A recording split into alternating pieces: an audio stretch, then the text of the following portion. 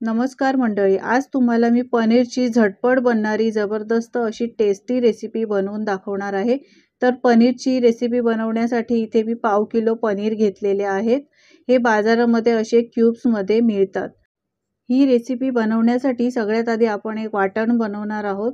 तर मिक्सरच्या भांड्यामध्ये 50 ग्रॅम पनीर जे मी आधी घेतले आहेत त्यातलेच 50 ग्रॅम पनीर या मिक्सरच्या भांड्यामध्ये घातले आहेत। अर्धी वाटी दूध घालायचं आहे आणि झाकण लावून एक मस्त बारीक पेस्ट बनवून घ्यायची आहे।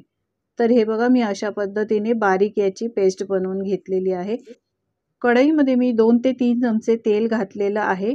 1 चमचा जिरं घातलं, त्यानंतर थोडेसे खडे मसाले घालायचे, 2-3 काळी मिरी, लवंग आणि दालचिनीचा एक तुकडा घातला आहे।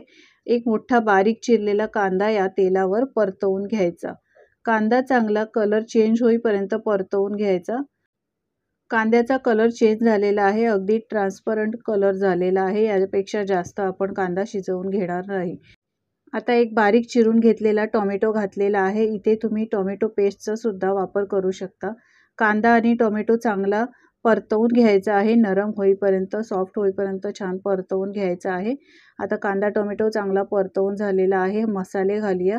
पाव चमचा हळद पावडर, 1 चमचा काश्मीरी मिरची पावडर, 1 चमचा लाल तिखट, 1 चमचा धणे जिरे पावडर आणि 1 चमचा मी किचन किंग मसाल्याचा वापर केलेला आहे। सगळे मसाले या तेलातच चांगले परतवून घ्यायचे आहेत। चांगले व्यवस्थित परतवून घेतल्यानंतर यामध्ये थोडंसं पाणी घालायचं आहे, म्हणजे मसाले जळणार नाही। आणि त्यानंतर पुन्हा एकदा चांगलं व्यवस्थित मिक्स करून हे मसाले छान 1 मिनिट शिजवून घ्यायचे।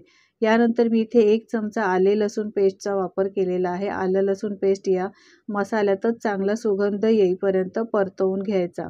त्यानंतर आपण जी पनीरची पेस्ट बनवली होती ती पनीरची पेस्ट यामध्ये घालायची आहे। मिक्सरचं भांडं धुवूनच मी यामध्ये थोडंसं पाणी घातलं आहे। आता चांगली पेस्ट ही आणि मसाले छान व्यवस्थित मिक्स करून घ्यायचे आहे। चांगला एक कड काढून घ्यायचा। तुम्ही पाहू शकता याला चांगला कड आलेला आहे आणि याचा कलर सुद्धा चांगला चेंज झालेला आहे। 1 वाटी हिरवे मटार आणि पनीरचे क्यूब्स घातले आहेत।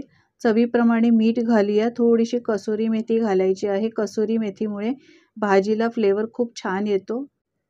आता सगळं व्यवस्थित मिक्स करून घ्यायचं आहे, त्यामुळे भाजीला मसाला खूप छान लागला जातो।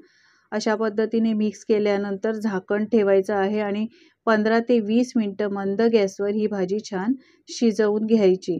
तर मी 20 मिनिटं ही भाजी छान शिजवून घेतलेली आहे। तुम्ही पाहू शकता याला तर्री खूप छान आली आहे आणि कलर सुद्धा याचा चेंज झालेला आहे। एकदा व्यवस्थित सगळी भाजी मिक्स करून घ्यायची आहे। त्यानंतर बारीक चिरलेली यावर कोथिंबीर घालायची आहे। अगदी मलाईदार रेस्टॉरंट स्टाईल मटार पनीरची भाजी आपली तयार झालेली आहे।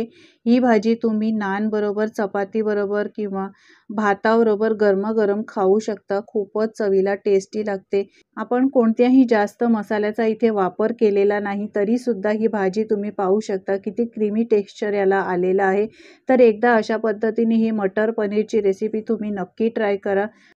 एकाच प्रकारची तुम्ही पनीरची भाजी खाऊन कंटाळला असाल तर अशा पद्धतीने झटपट बनणारी पनीरची रेसिपी एकदा नक्की ट्राय करून बघा, तुम्हाला नक्कीच आवडेल। रेसिपी कशी वाटली कमेंट्स करून सांगायला विसरू नका। रेसिपी आवडली असेल तर लाईक करा, शेअर करा आणि अशाच नवनवीन रेसिपी पाहण्यासाठी चॅनलला सबस्क्राईब करा। धन्यवाद।